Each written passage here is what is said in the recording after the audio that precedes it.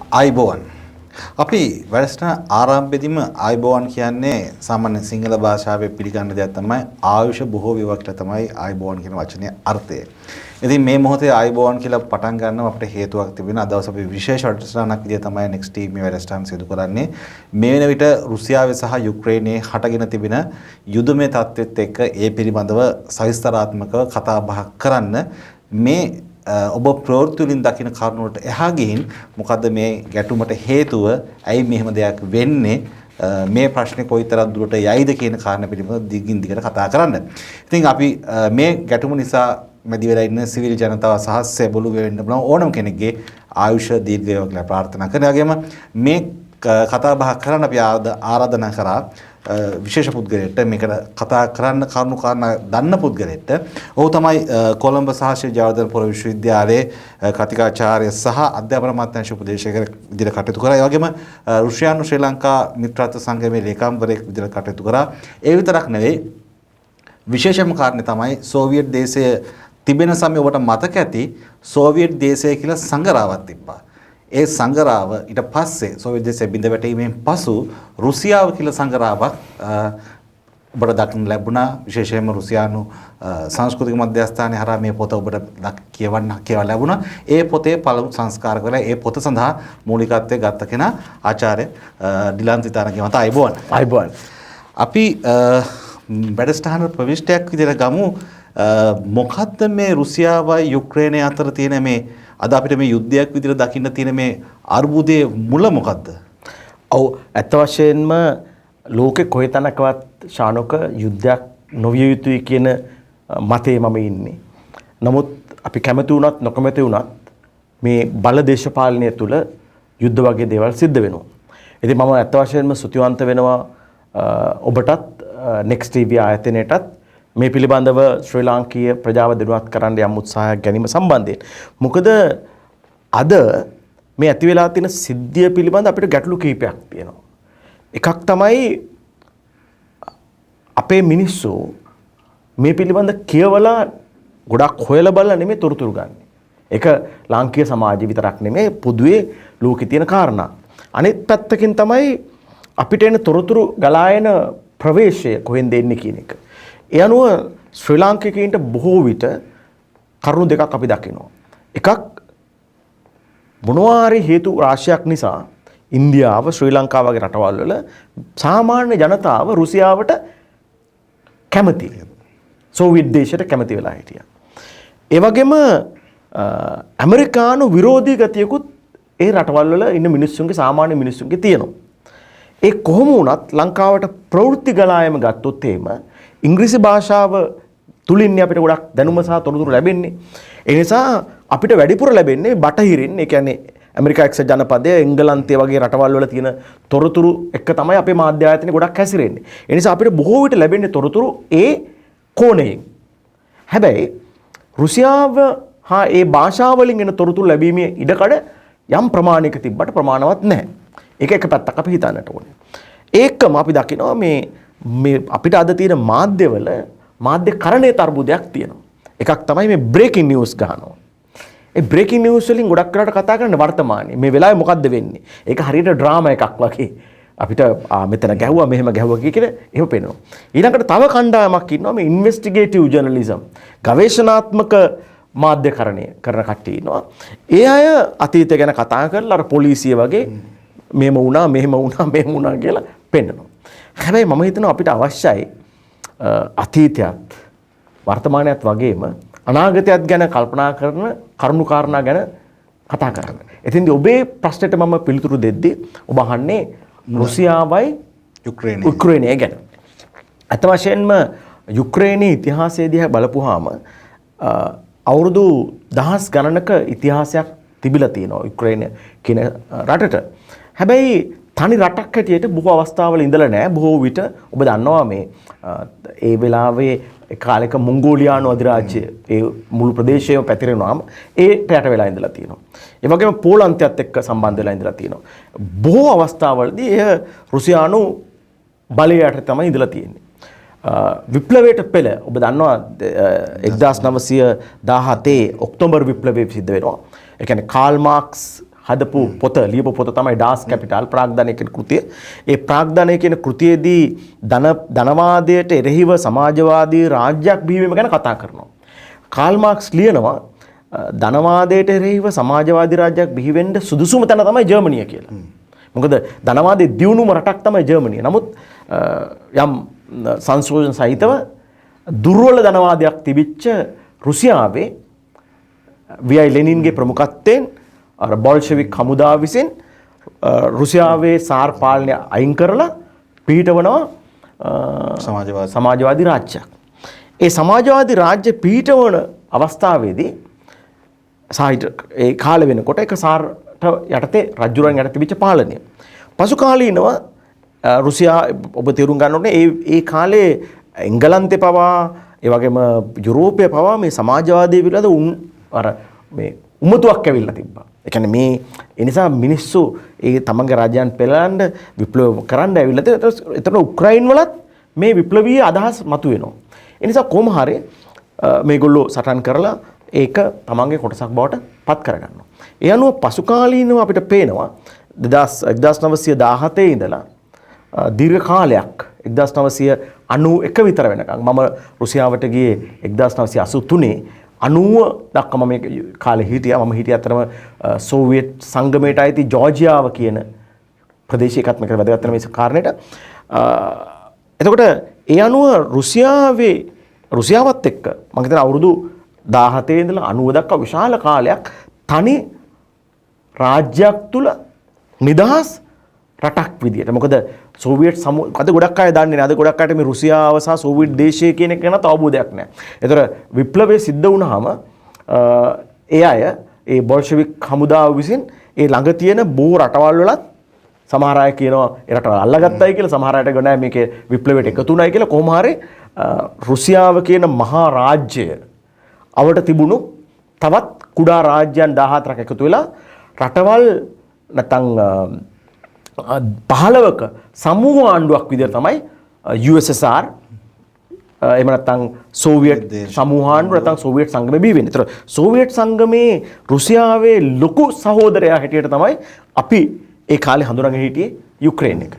ඔව්. එතකොට දැන් යුක්‍රේනය මේ ලොකු සහෝදරයා විදිහට හඳුනා හිටිය යුක්‍රේනය 1991 සෝවියට් දේශයේ බිඳ වැටීමත් එක්කත් ඒ වෙලාවේ යම්කිසි එකඟතාවයකට එනවා. යුක්‍රේනය කොයි ආකාරයෙන්ද තමන්ගේ රාජ්‍ය ප්‍රතිපත්ති හසුරවන්න ඕනේ රාජතාන්ත්‍රික කටයුතු කරන්න ඕනේ කියන එක යම්කිසි එකඟතාවයකට ආවකට මේ දිනවල බටහිර මාධ්‍ය වාර්තා කරන විශේෂයෙන්ම නේටෝත් එක්ක යුරෝපෙත් එක්ක ගනුදෙනු කරනකොට රුසියාවත් එක්ක ඒ සම්බන්ධයෙන් දැනුවත් වීමක් තිබෙන්න ඕන කියලා. මෙහෙම දෙයක් ඇත්තටම වෙලා සිදු වුණාද? අත් වශයෙන්ම ඔබ තේරුම් ගන්නට ඕනේ මේ සෝවියට් සමූහ ආණ්ඩුව නිර්මාණය වුණාට පස්සේ බටහිර රටවල් යම් කිසි චකිතයකට පත් වෙනවා.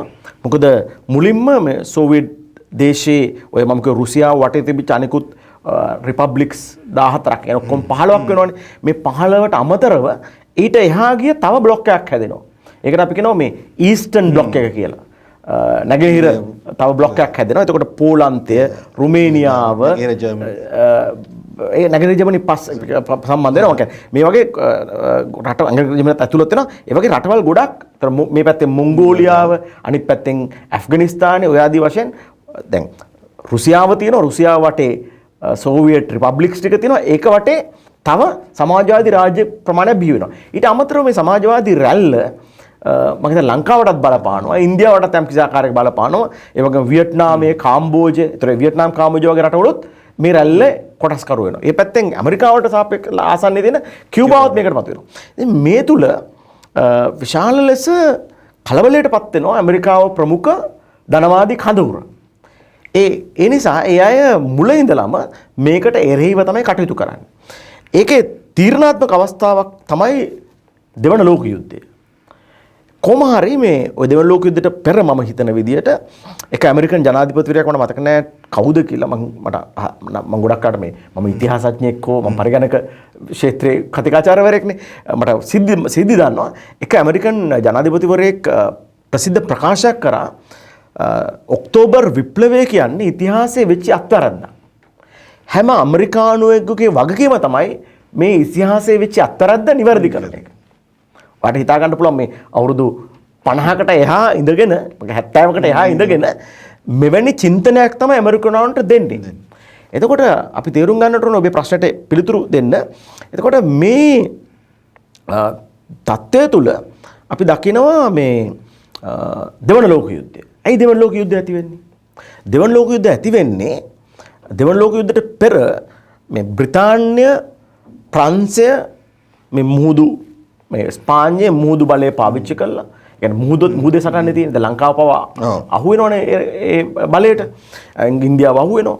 එතකොට ඒගොල්ලෝ ලෝකෙ බෙදා ගන්නවා. එතකොට මේ බලය පිළිබඳ ප්‍රශ්නයක් අපි මේ මුළු ලෝකෙම ගත්තොත් මේක බෙදාගෙන අධිරාජ්‍යවාදී කඳවුරු 5ක් විතර තමයි මේක බලාගෙන ඉන්නේ. එතකොට මේ අධිරාජ්‍යවාදී බෙදාගෙන ඉන්න එක ගැන තව අධිරාජ්‍යවාදියෙක් වෙච්ච ජර්මනියට පොඩි තියෙනවා මගේ කොටස මදි කියලා හිතෙනවා. එතකොට මගේ ඒ කොටස මදි නිසා තමගේ කොටස වැඩි කරගන්න තමයි කවුද මේ ෆයිට් එක පටන් ගන්න. එතකොට මේ දෙවන ලෝක යුද්ධයේදී මම හිතන්නේ ලෝකේ වැටිම විනාශයක් වුණේ රුසියාවට. අද අපේ ජනගහනය වගේ ජනගහනයක් 1945 44 45 49 මේ කාලෙදී රුසියාවේ නැති වෙනවා. මිලියන 20ක් කෝටි 2ක් හැබැයි මේ නැති වෙන්නේ තරුණයෝ නේ ගොඩක් වයසක අය ළමයි නෙමෙයි. මේ තරුණයෝ හිටියානම් අද රුසියාව ඉතා බලවත් රාජ්‍යයක් වන්නට තිබ්බා. කොහොමද මම කියන්න උත්සාහ ගන්නේ ඒ වෙලාවේ විශාල බලපෑමක් ඇති වෙනවා සමාජයට. ඒ වෙලාවේ මම ඔබට කියන්න ඕන කැමති මේ වෙලාවෙත් මේ හිට්ලර් විරුද්ධව ඇමරිකාව, රුසියාව, එංගලන්තය, ඒ වගේම ප්‍රංශය මේ ඔක්කොම එකට එකතු වෙලා ඉන්නේ. මිත්‍ර රටවල්. හැබැයි යුද්ධේ ඉවර වෙච්ච ගමන් පොඩි ලස්සන කතාවක් කියන්න. දැන් අපි මේම ගත්තොත් ජර්මනිය මෙහෙම ලුකුවට ගත්තොත් එහෙම ජර්මනිය දෙකට බෙදෙනවා. ඇයි ඒ? මේ පැත්තෙන් ගහගෙන යනවා සෝවියට් බ්ලොක් එකෙන්, මේ පැත්තෙන් ගහගෙන යනවා ඇමරිකන් මිත්‍ර හමුදා ටික. කළා රට අල්ල ගන්නවා. හිට්ලර් දුරුරු කළා රට දෙකට බෙදා ගන්නවා. ඔය බෙදිල්ලම තමයි අද කොරියාවේ තියෙන්නේ. ලෝකේ බොහෝ තැන්වල ඔය බෙදිල්ල තමයි සමහර එකම ජාතිය දෙපැත්තට බෙදුනේ. එතන මම කියන්න උත්සාහ ගන්නේ ඒ පොඩි ලස්සන කතාවක් තියෙනවා. දැන් දෙවෙනි ලෝක යුද්ධයේදී අපි කියමු මේ රුසියාව මේ ජර්මනිය මෙහෙම දෙකට බෙදෙනවා. මේ පැත්තේ ඊස්ට් එක, මේ පැත්තේ වෙස්ට් එක. ඔයගොල්ලෝ හොයලා බලන්න ඕන කෙනෙක් අහලා බලන්න මේ බර්ලින් එක අගනුවර කොහෙද තිබ්බේ කියලා. අගනුවර තිබ්බේ ඊස්ට් ජර්මනිය ඇතුලේ. ඒතර මෙහෙම ලොකු රවුමක් තියෙනවා, මැද තියෙනවා බර්ලින් එක ආයි බර්ලින් එක දෙකට බෙදලා. එතකොට ඊස්ට් බර්ලින් එකයි වෙස්ට් බර්ලින් එකයි කියලා තියෙනවා. එතකොට මට තාම මතකයි අපි රුසියාවේ ඉඳලා එංගලන්තේ කෝච්චි යනකොට අපිට ඉස්සෙල්ලාම එනවා මොකද්ද මේ නැගෙනහිර ජර්මනියට එනවා. ටිකක් දුර ගියාට පස්සේ බටහිර මේ ජර්මනිය බටහිර මේ බර්ලිනේ අහු වෙනවා. නැගෙනහිර බර්ලිනේ බටහිර බර්ලිනේ ඊට ආයි නැගෙනහිර ජර්මනියට ගිහලා ඊට පස්සේ තමයි බටහිර ජර්මනියට යන්නේ. එතකොට මොකද්ද වුනේ? රුසියන් හමුදා ඇවිල්ලා බර්ලින් එක මෙහෙම අල්ලා ගන්නකොට ඇමරිකාවට පොඩි ලැජ්ජාවක් ඇති වුණා. ඇමරිකන් කට්ටිය මොකද කරන්නේ? ටක් ගාලා හෙලිකොප්ටර්ස් වලින් ඇවිල්ලා බර්ලිනේ කෑල්ලක් අල්ලා ගන්නවා. මේක වෙන්න බෑනේ රටක මැදක. රට මුළු රටක්ම අල්ලා ගත්තට පස්සේ මේ මම කියන්නේ මේ මතවාදී ගැටුම සහ මේ ප්‍රයිඩ් එක, මේ ආඩම්බරය තමයි මේ යුද්ධ බොහෝ දෙයකට හේතු වුණේ. කොහොම හරි අද අපි සතුටු වෙනවා ජර්මනිය එක රටක් වෙලා ජර්මන් මිනිස්සු එකට ඉඳීම ගැන. ඒතර මෙන්න මේ කාලේ ඉඳලා මේ එකට යුද්ධ කරපු හිට්ලර් යුද්ධ කරපු කට්ටිය හදනවා නැටෝ කියලා සංවිධානයක්. උතුරු ඇට්ලාන්ටික් යුද සංවිධානයක්. දැන් බලන්න එතකොට මොකටද මේක ඇති වෙන්නේ? නේටෝ එක හැදුවේ මොකටද? නේටෝ එක හැදුවේ සෝවියට් සමූහාණ්ඩුව ප්‍රමුඛ සමාජවාදී කඳවුරකින් එල්ලවිය හැකි යුද තර්ජන වලට එරෙහිව. අද ඔය මේ ගැටලුවට ඇති ප්‍රශ්න ඇති වෙලා තියෙන්නේ ඕක. එතකොට ඇත්ත වශයෙන්ම ඔය නේටෝ එකයි ඔය සමාජවාදී කඳවුරේ තිබිච්ච ඔය පෝලන්තය හා රටවල් එක්ක තිබිච්ච මේ කට්ටිය අතර ගැටණයක් සිද්ධ වුණා. එතකොට ඒකම රුසියාව ගත්තම සෝවියට් දේශය ගත්තම 1980 ගණන් වල අපි හිටියේ අපිට පෙවුණා ඒකේ වැටීම. ඉතින් ගර්බචොව් තමයි අන්තිම ජනාධිපතිවරයා අපි දන්න කාලේ හිටපො. ඒ වෙලාවේ ඔහු ගෙනාවා රිෆෝම්ස් අපි ඒකට පිරිස්ත්‍රෝයිකා කියලා කිව්වා. මේ ප්‍රතිසංස්කරණ ගැන ආවා. ඒ වගේම විනිවිදභාවය ග්ලාස්නස් ප්‍රජාතන්ත්‍රවාදී දේවල් කතා කරන්න පටන් ගත්තා. හැබැයි අත් වශයෙන්ම මම දකිනවා ඒක ලෝක දියුණුවත් එක්ක ඇතිවෙච්ච යම් ප්‍රතිඵලයක්. ඒ කියන්නේ දැන් සමහර අය කියනවා මේ ඇමරිකාව විසින් රුසියාව දුර්වල කරයි කියලා. ඒ කියන්නේ ඇමරිකාව උත්සාහ ගන්න ඇති රුසියාව දුර්වල කරන්න. හැබැයි මම දකිනවා රුසියාව දුර්වල කිරීමට වඩා රුසියාව ඇතුළෙම නිර්මාණය වුණ අභ්‍යන්තර අර්බුද. අපි කොච්චර කිව්වත් රුසියාව පෙන්වුවා ලෝකෙට ඒගොල්ලන්ගේ ඇතුළේ ජාතිවාදයක් නැහැ කියලා. මම කියන්නේ ප්‍රසිද්ධියේ ජාතිවාදය තිබ්බේ නැහැ. නමුත් ඒ කාලෙත් මහා රුසියානු ජාතියට එරෙහිව එළියට බහැපු නැති යුක්‍රේනියන්ස්ලා. ඒ වගේම ඔය හැම රිපබ්ලික් එකකම පොඩි කණ්ඩායම් පොඩි මහා රුසියානු අධිරාජ්‍යයට වගේ කියන්නේ ඒක සමාජවාදී තමයි. නමුත් ඒ රුසියානු බලයට එරෙහිව යම් ප්‍රමාණවලින් හැදිලා තිබ්බා. මට මතකයි එක අවස්ථාවකදී මම එක ගෙදරකට ගියා සෝවියට් දේශයේ ඉන්නකොට ඒ ඉංජිනේරුවෙක් මට මේ එයා යුනිවර්සිටියට පින්තූරයක් පෙන්නුවා. පින්තූර පෙන්නලා එක තැනක එක මිනිස්සෙක්ගේ මූණ නැහැ. ඉරලා දාලා. මම මේ සාධාරණීකරණය කරන්න කියන්නේ නෙමෙයි. ඒතර මම අහුවා මොකද්ද මේ ඇයි මේ? නෑ මේ මගේ පන්ති හිටපු එකෙක් කියලා. ඌ වෙනත් ජාතිකෙක් කෙනෙක්. කියන්නේ සෝවියට් සමූහාණ්ඩෙම හිටපු වෙන කියන්නේ මම කොච්චර උන්ට කැමති නැද්ද කිව්වද පින්තූරෙන් ගල්වා. ඉතින් මම කිව්වා අනේ මෙහෙම මෙච්චර මට්ටමට අපි වෛර කරන්න හොඳ නෑ නේ කියලා මට මතකයි. එහෙම අපි කතාවක් වුණා. මම ඒක පෙන්වන්න හැදුවේ හැමෝම අර සෝවියට් බලය යටතේ කතා නොකර හිටියට මේ අර්බුද තිබ්බා. ඉතින් ඒ තුල මම දකිනවා ගර්බචොෆ්ට සිද්ධ වෙනවා මේක නිදහස් කරන්න. ඒක නොකළොත් මේ රට ගෙනියන්න බැරි ප්‍රශ්නයක් වෙනවා. මොකද යුද්ධ කරන්න ගිහිල්ලා ඒ වගේම අර ලෝකෙම තියෙන අනිකු සෝවියට් එකට සපෝට් කරන අනික රාජධානි රාජ්‍යයන් වලට උදව් කරලා. දැන් අපි පවා ඉගෙන ගත්තේ සෝවියට් අරමුදල් වලින්. එතකොට සෝවියට් දේශයේ අනිත් යුද්ධ ශක්තිය නිසා මේගොල්ලන්ගේ ආර්ථිකය දුර්වල වෙනවා. මොනවා හරි හේතු නිසා. විද්‍යාවෙන් දිනුනුයි තාක්ෂණයෙන් දිනුනුයි ආර්ථික වශයෙන් වැටෙනවා. ඊට පස්සේ මොනවා හරි ඇමරිකන් බලපෑමුත් තියෙන්න පුළුවන්. කොහොම හරි මේගොල්ලෝ තීරණය කරනවා මේක නිදහස් කරන්න. ඒ අනුව ජෝර්ජියාව, අසර්බයිජානය, තුර්ක්මේනියාව, මොල්දෝවා, බෝල්ටික් වල තිබිච්ච එස්තෝනියා ඒ රටවල් මේ සියල්ල වෙන වෙනම රටවල් හිටවා. ඒ වෙලාවේ උක්‍රයිනුත් වෙන් වෙනවා. අපිට මෙතෙන්දී විශේෂයෙන් කියනකොට ඒ වෙලාවේ ගර්බචොෆ් ලිඛිතව ගිවිසුම් ගියේ නැහැ.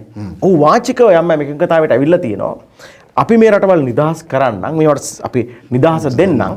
හැබැයි නේටෝ එකට හෝ මේවට ගන්න එපයි කියන පොඩි කතා බහක් තිබිලා තියෙනවා. ඔන්න උතන තමයි මගේ දැන් ගැටුම තියෙන්නේ. ඒක ලිඛිත නොවීම එකයි. හැබැයි ලිඛිතව තිබ්බත් මේවා කරන්න බෑනේ. ඕක තමයි මම දකින්නේ. මම අර ඔබ කියපු කාරණේකින්ම ඊළඟ කාරණට එන්න මේ ජර්මනිය කියන්නේ නැගෙනහිර ජර්මනිය සහ බටහිර ජර්මනිය ගැන කතා කරන්නේ. සහ දකුණු කොරියාව සහ උතුරු කොරියාව ගැන කතා කරා. දැන් මේ වෙලාවේ ගැටුම අපිට පේන්න දින දෙයක් තමයි මේ රුසියාවෙන් ප්‍රහාර එල්ල කරන්නේ ප්‍රධාන වශයෙන්ම පළාත් තුනක් ඉලක්ක කරගෙන සහ යුක්‍රේනයේ අගනගර කියව් අගනුවර ඉලක්ක කරගෙන තමයි ප්‍රහාර එල්ල වෙන්නේ. මේ බොහෝ දෙනා මාධ්‍ය වාර්තා කරන බටහිරත් මේ තුන අල්ලගන්න විතරයි මේ රුසියාවට ඕමනාව තියෙන කියලා. ඇත්තටම අර බටහිර ජර්මනිය නැගෙනහිර ජර්මනිය වගේ කතාවක්ද මේ ආය පාරක් වෙන්න හදන්නේ නැත්නම් වෙන සිද්ධියක්ද? නැත්නම් යුක්‍රේන ජනාධිපතිවරයා විතරක් තමන්ගේ අල්ලගන්න විතරක්ද මේ දැන් මේ ප්‍රශ්නටත් දැන් අපි මේක සාකච්ඡා මෙතන සාකච්ඡාවට කීපකින් කරන්න ඕන කාරණා මොකද තනිය අමාරුයි කියන්න. ඇත්ත වශයෙන්ම මේ යුක්‍රයිනය ගැන ගත්තොත් එහෙම අද බොහෝ අය මට රුසියාව ආරක්ෂා කිරීම හෝ පුටින්ව ආරක්ෂා කිරීමේ අවශ්‍යතාවයක් නැහැ. හෝ ඇමරිකාවට විරුද්ධ වීම හෝ ආරක්ෂා කිරීමේ අවශ්‍යතාවයක් නැහැ. අපි කරුණු හැදෑරීමයි කරන්නට අවශ්‍ය වෙන මේ සාකච්ඡාවත් තුළින් මම හිතනවා මේ අපි සන්දර්භයන් විවිධ සන්දර්භයන් තුළ මේක හිතන්න ඕනේ. අතරම යුක්‍රයිනය කොහොමද නිර්මාණය වෙන්නේ? යුක්‍රයිනය අත් වශයෙන්ම ගත්තම සෝවියට් දේශයේ විසින් තමයි වෙනම රටක් හැටියට නිර්මාණය කරන්නේ. මම කියන්නේ වෙනම රටක් කියන්නේ ඔවුන්ගේ ඇතුලේ තියෙන වෙනම රටක්. මොකද ඊට පෙර උක්‍රයිනය කියන්නේ වෙන වෙන අයගේ යටත් වීමට ලක් වෙච්ච ඉතා සුළු කාලයක් පමණක් ස්වාධීනව හිටපු රාජ්‍යයක්. එතකොට සෝවියට් දේශය හෝ කොමියුනිස්ට් රුසියාවට හැම හැඟීමක් තිබෙනවා අපි හදපු රට කියන එක. එතකොට නමුත් ඒකම උන්ට ස්වාධීනත්වයක් දීලා තිබ්බා. ප්‍රශ්නේ තියෙන්නේ ඒක නෙමෙයි. සෝවියට් සමූහාණ්ඩුව තුල මේ රිපබ්ලික්ස් අතර පොඩි ගැටුම් මතවාදීව තිබ්බත් ඉතා සුළු වශයෙන් ජාතිවාදී කොටස් ජාතිවාදී ක්‍රියාත්මක වෙන්න බෑ හිටියත් කියන්නේ ගෙවල් මට්ටමින් හිටියා. ඒගොල්ලන් හිටිය බොහොම සහෝදරත්වයෙන්. එතකොට යුක්‍රේන් කියන එක තමයි මම අර කලින් වගේ වැඩිමහල් සහෝදරයා රුසියාවේ මේ රටවල් 15ෙම සම්පූර්ණ වශයෙන් ඉන්ඩස්ට්‍රියල්, ඒ කියන්නේ කාර්මික අතින් දියුණුම රාජ්‍ය බවට පත් උනේ යුක්‍රේනය. ඒ බොහෝ විට වුන් සමගගේ ආරක්ෂක හේතු මත වෙන්න බල එක තැනක හැදුවේ නැහැ. දියුණු කරේ යුක්‍රේන් වල. ඒ වගේම කෘෂිකර්මාන්තරත් විශාල දියුණුවක්. මොකද දැන් එක පැත්තකින් බටහිර පැත්ත උක්‍රායිනයේ කාර්මික පැත්තරත් ඔය ඇත්තම ඔය ඩොන් කියන වචන වෙන්නේ ඔය ඩොන් කියලා රිවර් එකක් තියෙනවා, ගඟක් තියෙනවා. රස්තොෆ් නා ඩොන් කියලා අපි කියන්නේ. ඩොන් කියන රිවර් මම කියන්නේ ඩොන්බාස් කියන එකවත් ඒ වචනත් එක්ක එනවා. ඩනෙස් කියලා තියෙනවා. කොහරි ඩොන් කියන ගඟක් තියෙනවා. ඒ ප්‍රදේශය හරිම ශාස්ත්‍රීයයි. ඒ පැත්ත කෘෂිකර්මාන්තයටත් දියුණු වුණා.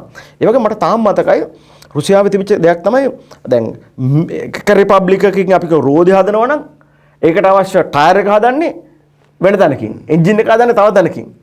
ඒතර මේක කැඩුනම අපිට ලොකු ප්‍රශ්නයක් රුසියාවට තිබ්බා. මේ කැඩුනම කොහොමද මේ ටික එකතු කරන්නේ කියලා. මොකද දැන් අර මම කියන දර ශ්‍රම විභජනයේ වගේ කෑලි එක එක තැන් වල හදන්නේ. ඒ කොහොම වුණත් දියුණුම තාක්ෂණික වශයෙන් විද්‍යාත්මකව දියුණු වෙච්ච වඩාත්ම මේ අපි කියනවා මේ ඉන්ඩස්ට්‍රියලයිස් කන්ට්‍රි එක හැටියට තිබ්බේ යුක්‍රේන එක. ඒතර මේ යුක්‍රේන් එක තුල එකක් තමයි යුක්‍රේන් ජාතිකයෝ ඉන්නවා.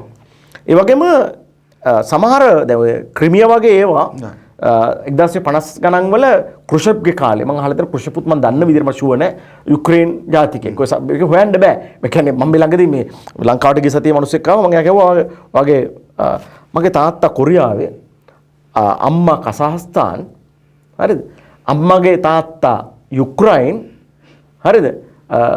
මගේ තාත්තගේ තාත්තා රෂියන්. මෙහෙම ගත්තම මේ වෙන් කළා ගන්න බෑ. රුසියානු භාෂාවෙන් ඕන් සියල්ල බෙදලා තියාගෙන හිටියා. හැබැයි දැන් අපිට අර ගත්තම රුසියානු භාෂාව කතා කරන බොහෝ පැරණි යුක්‍රේනියන් අය.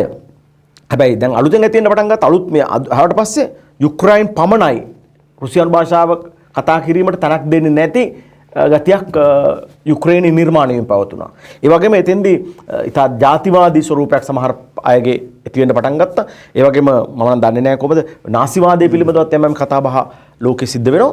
ඒතර කොහොම හරි මේ යුක්‍රේන් එකේ බටහිර විශාල පිරිසක් ඉන්නේ යුක්‍රයින් කට්ටිය.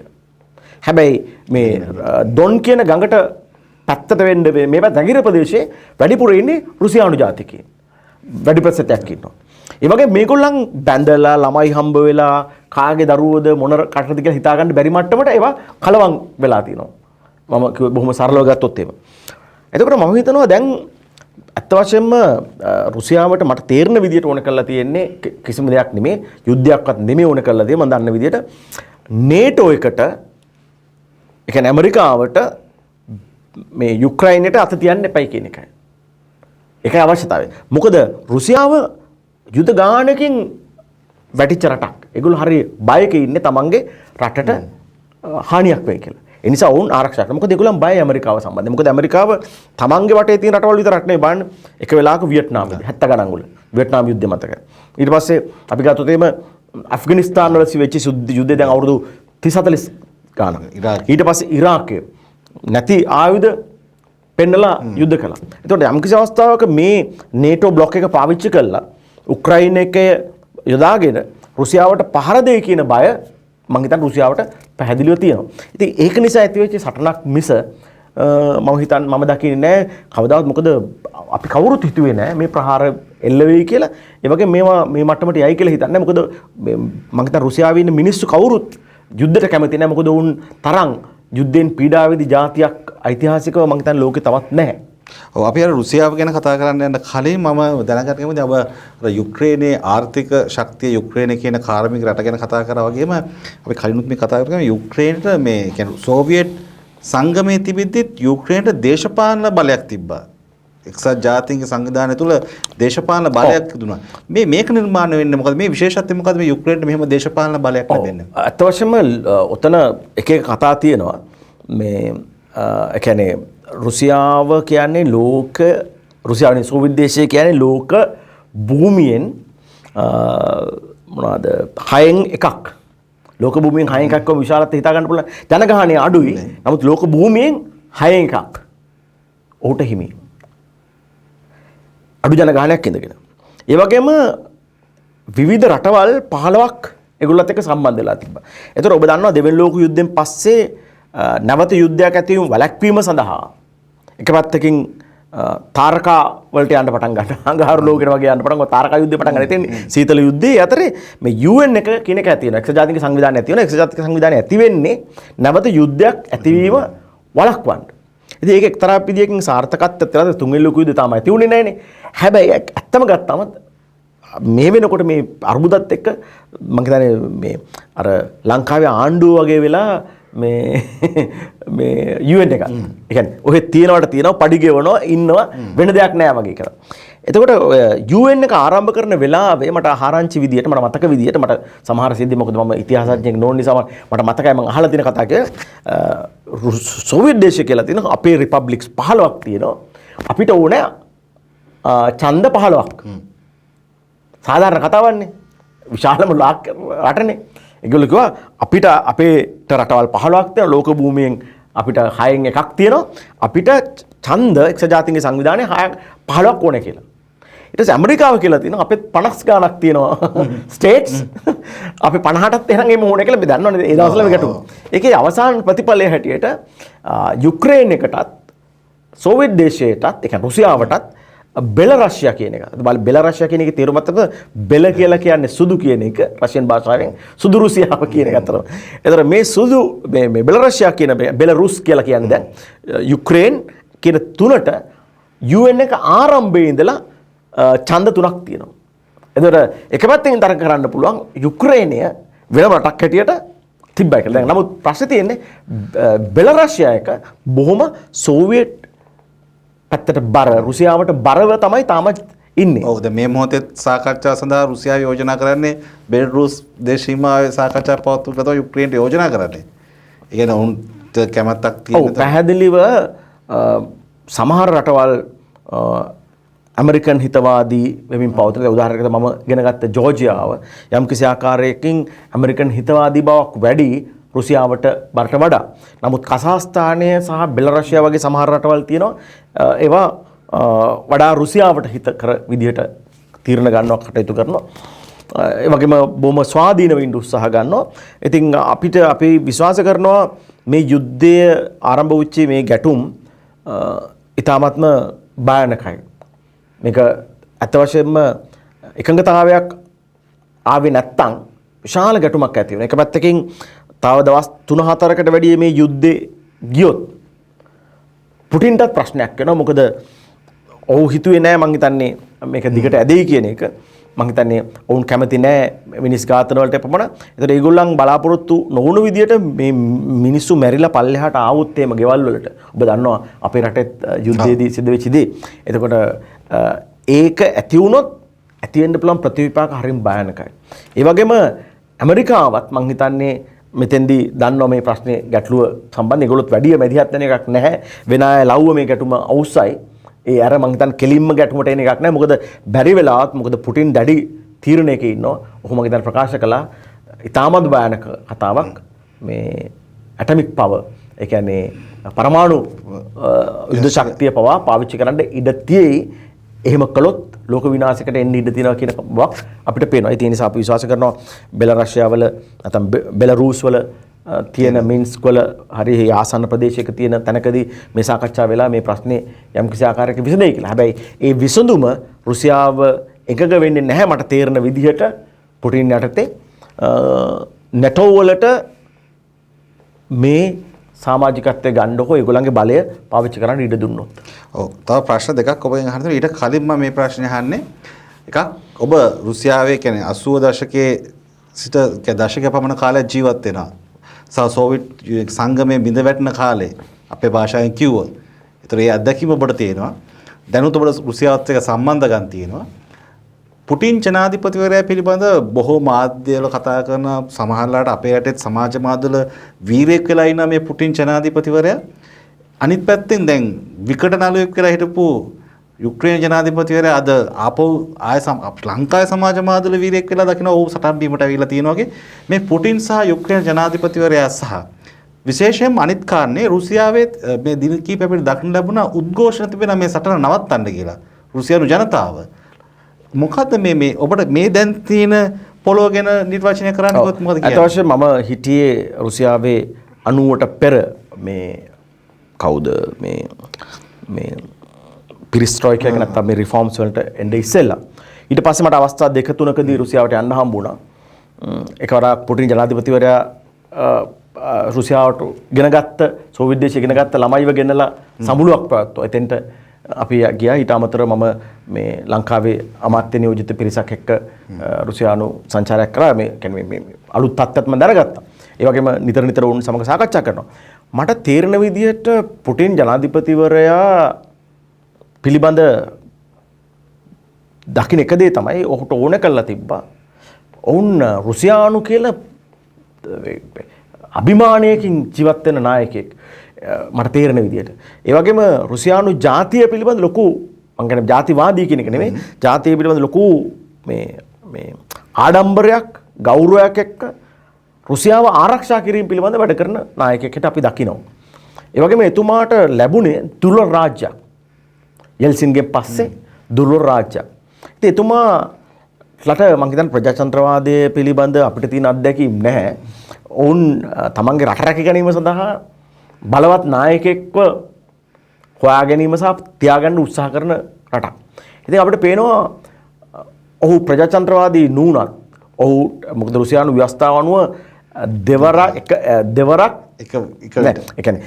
දෙවරක් ජනාධිපති වෙන්න බැහැ කියලා තියෙනවා. හැබැයි ඒක ලියවිලා නැහැ. එක විට කියන කතාව විතරයි තියෙන්නේ. ඒ නිසා ඔහු ඒක යොදාගෙන මිද්වෙදෙව් යාගේ පල්ලෙහාට අගමැතිවරයා ජනාධිපති කියලා උනාද බලයට එනවා. ඉතින් බටහිරයි හැමතැනම තියෙන ඔහු අර සමහර අය කතා කරා මේ සාර් කෙනෙක් වෙන්න හදනවද? සාර් KGB ඒ හිටියක් කියලා තෝ. අත වශයෙන්ම ඔහු KGB කියන්නේ KGB කියලා කියන්නේ Committed ගසුදාරස්වනි බෙසපස්නස් ඒ කියන්නේ රාජ්‍ය ආරක්ෂාව පිළිබඳ කමිටුවේ ඒ කියන්නේ KGB කියන තේරුම අපේ මේ CIA වගේ ඉන්දියාවේ රෝ එක වගේ ලංකාවේ තියෙනවා රහස් ඔත්තු අපේ තරම් බලවත් නැහැ විදේශ පිළිබඳව. නමුත් අරගොල්ලෝ දේශීය විදේශ වශයෙන් බලවත් ඒ රහස් ඔත්තු සේවයේ හිටව ප්‍රධානියෙක්. පැහැදිලිව ප්‍රධානියෙක්. ඉතින් ඔහු ඒ පසුබිමක් තියෙනවා. ඒකත් එක්ක ඔහුට ඕන කරලා තිබ්බා ලෝකේ රුසියාව බලවත්ම රාජ්‍ය බවට පත් කරන්න. ඇත්ත වශයෙන්ම ඔහු සාර්ථක වුණා. අද රුසියාව මං හිතන්නේ ගර්බචොෆ්ගේ කාලේ හිටපු සිබුටු සෝවියට් දේශයට වඩා බලවත්. ආර්ථික වශයෙන් බලවත්, යුද්ධමය වශයෙන් බලවත්, ඒ වගේම මම කියන්නේ සාම්ප්‍රදායික යුද්ධමය වශයෙන් බලවත්. මොකද ඔය පිරිස්ට්‍රොයික නැත්නම් ඔය ගර්බචොෆ්ගේ කාලේ සාමේ නාමයෙන් ඒගොල්ලන්ගේ විදිහට ගොඩක් ආයුධ විනාශ කරන්න කටයුතු සිද්ධ වුණා ඒ කාලේ. හැබැයි මං හිතන්නේ පුටින් ආවට පස්සේ ඔහු උත්සාහ කරා ඔහුගේ යුද්ධ ශක්තියත් දියුණු කරන්න. අද ලෝකේ තියෙන විද්‍යාත්මක දැනුම අතින්, සොයා ගැනීම අතින්, ගණිතමය සොයා ගැනීම අතින්, ඒ වගේම පරිගණක විද්‍යාවේ මං හිතන්නේ ඇමරිකාව සයිබර් ඇටැක් කරොත් එම රුසියාවත් එක්ක මම හිතන්නේ රුසියාවත් එක්ක සෙල්ලම් කරන්න පුළුවන් වෙන එකක් නැහැ මම හිතන්නේ. මේ මම දන්න විදිහට මොකද ඔවුන්ගේ මම දන්න ඔවුන්ගේ ගණිතමය ඇමරිකානුවත් හඳුනන ඇමරිකාවට සාපේක්ෂව සාමාන්‍ය පුරවැසියාගේ ගණිත දැනුම විද්‍යා දැනුම ඉතාමත් මිහිලයි. ඒ නිසා මම විශ්වාස කරන්නේ සයිබර් ඇටැක්ස් වගේ දේවල් වලින් මම හිතන්නේ රුසියාව වටන්න පුළුවන් වෙයි කියලා. ඒ කොහොම හරි අර ඔබ අහපු ප්‍රශ්නෙට මම දකින්නේ රුසියාව පිළිබඳ ගණිතදී ඔය කියන තරම් ප්‍රජාතන්ත්‍රවාදී ඇමරිකාව වගේ නිදහස තියෙන රටක් නෙමෙයි. හැබැයි යම් ප්‍රමාණයක නිදහස තියෙනවා. ඒතර ඔය වර්ජන සහ විරෝධතාවයන් වලින් අදහස් වෙන්නේ මේවා. හැබැයි යුද්ධ පදනමක් මත සමහරකට ප්‍රජාතන්ත්‍රවාදී ක්‍රියාත්මක නොවේ. බොහෝ විට අයව හිරේට දායි ගැටුම් ඇති වෙයි සමාජය තුල ගැටුම් ඇති. මට තියෙන ලොකුම බය තමයි අර මරණ આવොත් එහෙම. හැබැයි ඒකත් අපි කිව්වත් එතෙම ඒ වගේ ලොකු රටකට ඒක එච්චර ලොකුට තේරෙයිද කියලා ප්‍රශ්නකුත් තියෙනවා. කවදාවත් මරණයට සහාය දක්වනවා නෙමෙයි. ඒක පසුගියදා BBC පුවත්සේ වාර්තා කරලා තිබ්බා මේ ස්වයංක්‍රීයව අර මේ මිනි ආදාහනය කරන යන්ත්‍ර ගෙනලා තියලාගෙන රුසියානු හමුදාව සටන් බිමට. ඒ කියන්නේ මිනි මල සිරුරු එන්නේ නැතුව එතනම ආදාහනය කරන්නේ. ඔය BBC පුවත්සේ වාර්තා කරලා තිබ්බා. BBC කියන දේවල් සමහර ඇත්ත වෙන්නත් පුළුවන් සහ ඒවා විකල්ප ඔවුන්ගේ ක්‍රියාමාර්ග වෙන්න පුළුවන්. මොකද ඔවුන් දන්නවා මානසිකව වැටුනොත් එහෙම රටේ මිනිස්සු යුද්ධ කරන්න බෑනේ. ඉතින් එවැනි විකල්ප ක්‍රියාමාර්ග දැන් යුද්ධයකදී වුණත් සමහරවිට පුලුස්සනවා සොල්දාදුවන් මේ මිනි. ඉතින් ඒ වගේ වෙන්න පුළුවන්. ඉතින් කොහොමද මේ කියන්න උත්සාහ ගන්නේ මම හිතනවා ඇමරිකාව දකින ප්‍රජාතන්ත්‍රවාදය මානව අයිතිවාසිකම් වගේ දේවල් බොහෝ විට ඇමරිකාව තමන්ගේ රටේ ඉන්න පුරවැසියන් වෙනුවෙන් තමයි ගොඩක් අය ක්‍රියාත්මක කරන්නේ. මම දකින විදිහට ඇමරිකාව තමන්ට යුද්ධ කරන්න ඕන වුණාම තමන්ට ගහන්න ඕන වුණාම නේද? අර ඕනම රටකට පහර දෙනවා කිසිම මේකක් නැතුව. හැබැයි මම දැකලා නැහැ රුසියාව එවැනි ප්‍රහාරවල කවදාවත් නිරත වුණා කියලා තමන්ට රිද්දුවොත් තමයි රුසියාව බොහෝ විට අර මේ ඇටැක් කරන්නේ. එහෙම නැතුව මේ පන්න කියලා රටවල් අල්ල ගන්න ක්‍රමයක් මම දකින්නේ නැහැ රුසියාව තුල සිද්ධ වෙනවා කියලා. කොහොම හරි අපිට තියෙන බය තමයි මේක තුල අර මේ පරමාණු බලය පාවිච්චි වීම වෙයිද කියන එක තමයි අපිට තියෙන ලොකුම බය. ඊළඟට මම යන්න හදන ප්‍රශ්නේ මට මේ යුක්‍රේන ජනාධිපතිවරයා මේ කතාව කියද්දී මතක් වුණේ ලංකාවේ 80 දශකයේ.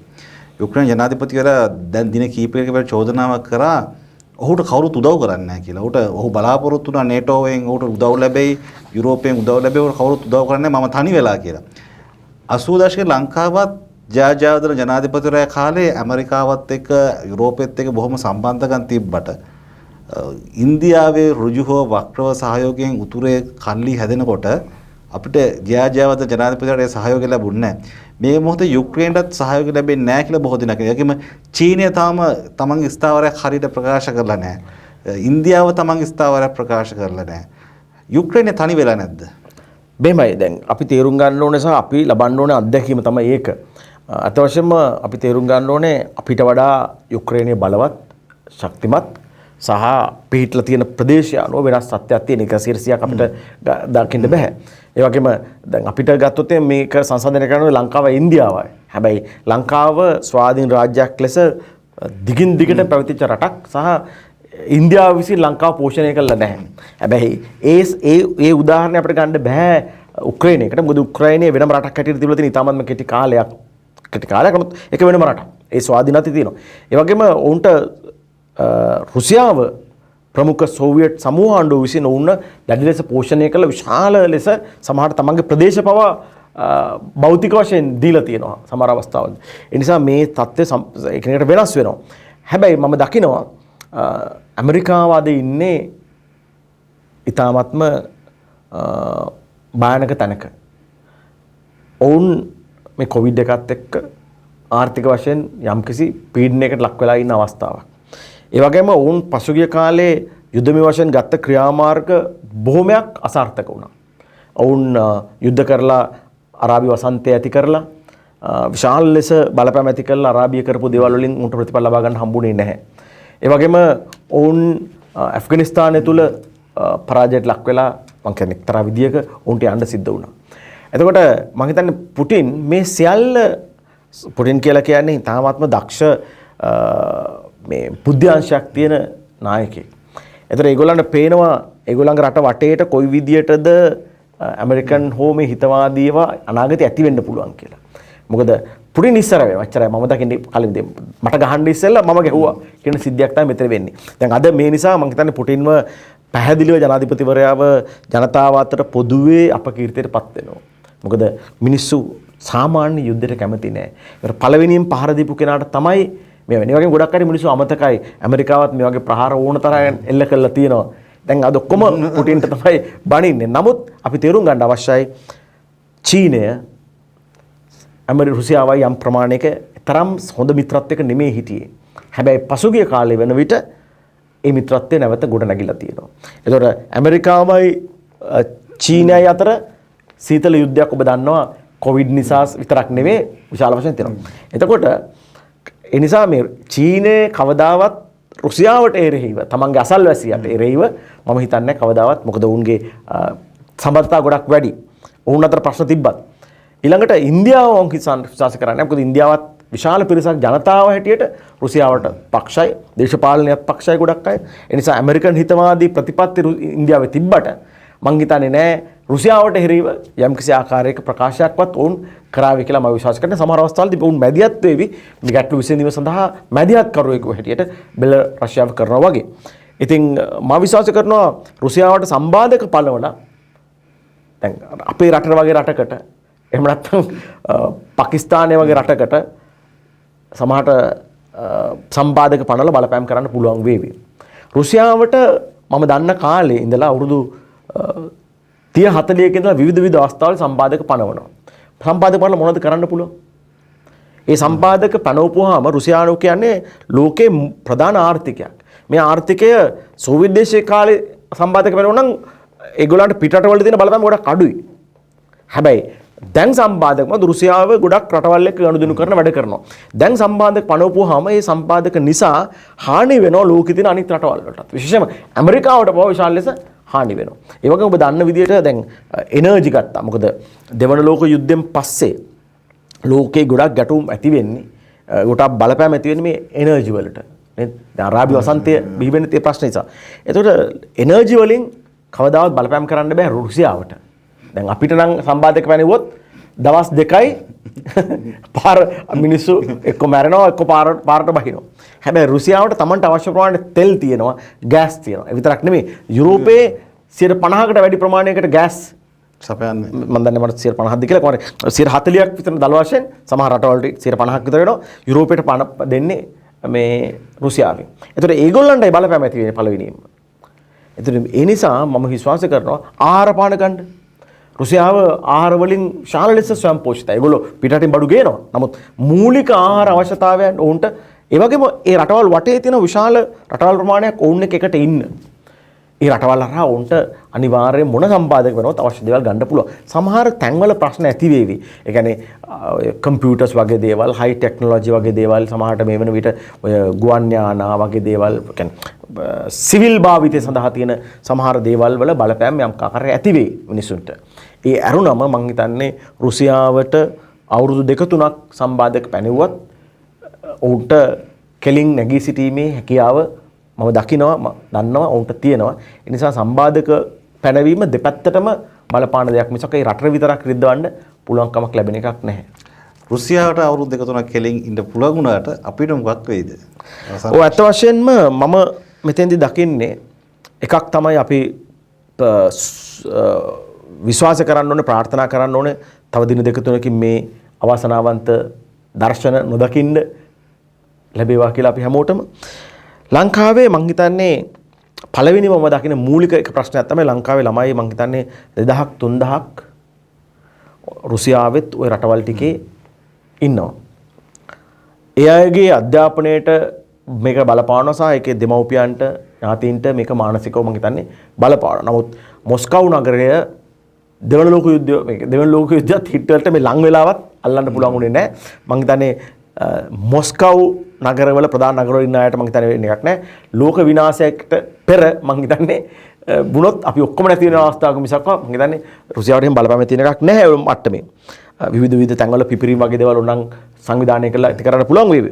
අපේ ශිෂ්‍යයන්ගේ අධ්‍යාපනය පිළිබඳ මම දකින එක ප්‍රශ්නයක්. ඊළඟට ලංකාව මේ කොවිඩ් වලින් ගොඩ නැගෙන්න හිතුවා විතරයි. ඒතර අපිට විදේශ විනිමය අවශ්‍යයි.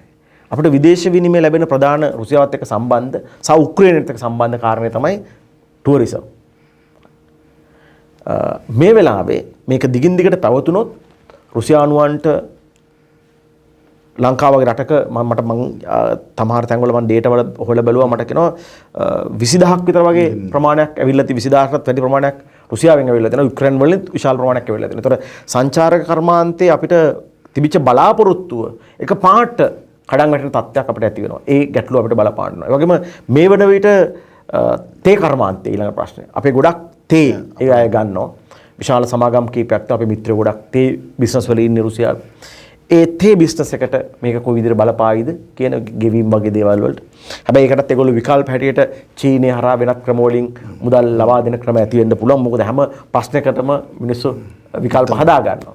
මට මතකයි අපි රුසියාවේ ඉගෙන ගන්න කාලේ රුසියාවේ මේ ඩෙනිම් ගන්න නෑ කඩවල. ඉතින් අපි විදේශ ශිෂ්‍යෝ තමයි මේ පිටරට ඉඳලා එනකොට ඒව අරගෙන එන්නේ. ඒ අනුව යම්කිසි ආකාරයක වෙළඳපොලේ තිබිච්ච අර්බුදයක් මේ ශිෂ්‍යව හරහා වෙන ශිෂ්‍යයින්ටත් යම් ආදායමක් කමන නීති විරෝධීව.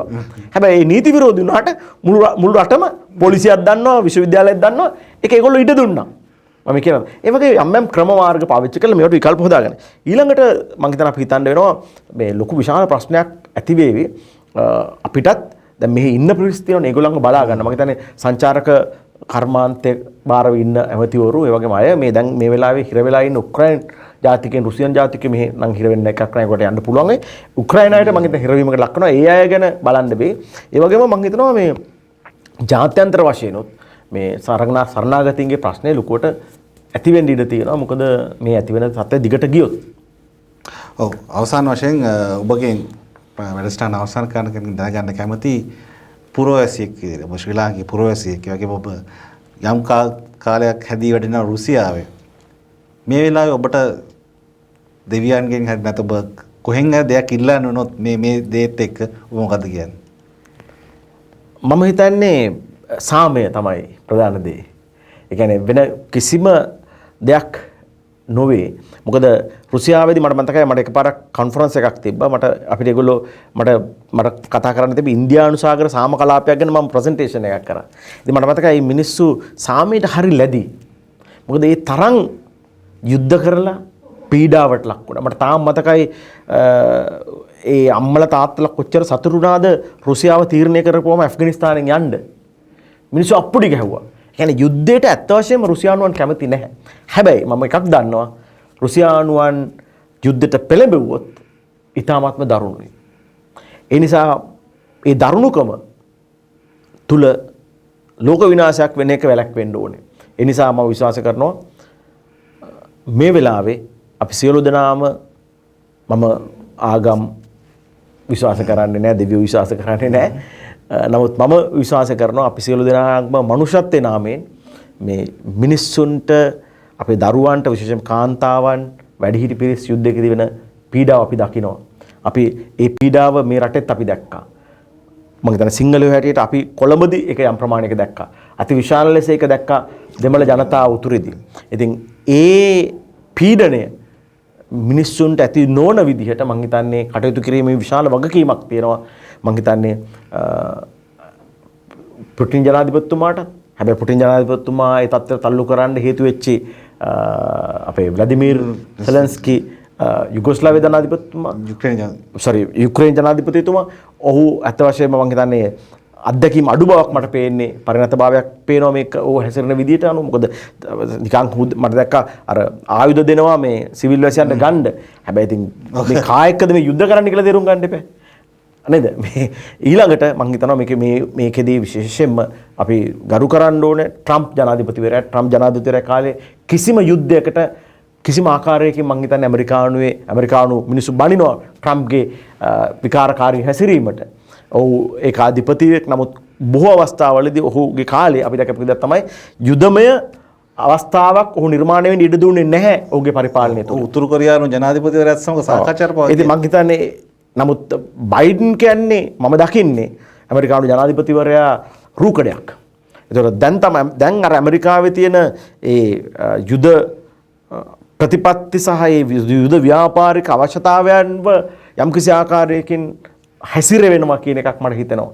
ඒ නිසා මම හිතනවා ඇමරිකන් ජනාධිපතිවරයාට සහ මේ යුරෝපේ නායකයින්ටත් මේ පහළ වේවා සිත් මේ ගැටුම මේ යුද්ධේ තරම් භයානක නොවි සාකච්ඡා මාර්ගෙන් විසඳෙන්න කියලා. ඔව් ඉතින් අවසාන වශයෙන් අපි තිලන්තිතානගේ ආචාර්යතුමාට ස්තුතිවන්ත වෙනවා මේ අදහස් අපිට සාකච්ඡාවට එකතු වීම පිළිබඳ මේ රුසියාව සහ යුක්‍රේනය අතර හටගෙන තිබෙන මේ අර්බුදකාරී තත්ත්වයේ සම්බන්ධයෙන් සවිස්තරාත්මක සාකච්ඡා කිරීම. අපි මේ කාර්ය සම්බන්ධයෙන් තවදුරටත් සාකච්ඡා කරන්න බලාපොරොත්තු වෙනවා. ඊළඟ සාකච්ඡාවේදී අපිට අර කලින් කිව්වා වගේ බොහොම සාමය පිරුණු පණිවිඩයක් එක්ක අපිට කතා කරන්න ලැබේවා කියලා. මොකද අපි කවුරුත් උණ්ඩේට කැමති නෑ. උණ්ඩේට බයයි. බය කියන්නේ අපේ හැමෝම ප්‍රාර්ථනා කරන මිනිසුන්ගේ ජීවිත සහ මිනිසුන්ගේ පමණක් නොවේ සම්පූර්ණ ලෝකේ ඉන්න සියලු සත්වයන්ගේ ජීවිත තමයි අපි ආරක්ෂා වෙන්න කියලා ප්‍රාර්ථනා කරන්නේ. ඉතින් ඒ ප්‍රාර්ථනාවත් එක්ක සමුගෙන යනවා. යලිත් දවසක බලවත් වෙමින් බොහොම ස්තුතියි ඊළඟ මහත්මයා. අපි එන යටි හැමෝම බලාපොරොත්තු වෙන සමගන්නවා.